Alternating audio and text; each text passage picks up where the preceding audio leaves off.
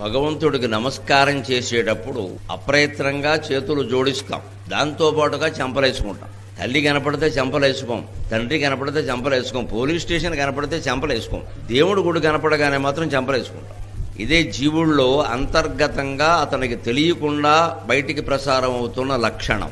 అదే భగవత్ శక్తి. అథవా నువ్వేం చేసావో నాకు తెలుసు, వేసుకో అని లోపల నుంచి ఓ శక్తి ప్రచోదనం చేస్తూ ఉంటుంది. అందుకని అప్రయత్నంగా వేసేసుకుంటాడు. పైగా బయట ఎవరితోనైనా మాట్లాడినప్పుడు కానీ మనం ఎన్ని గొప్పలైనా చెబుతాం, పాపాలు చెప్పం, పుణ్యాలే చెబుతాం.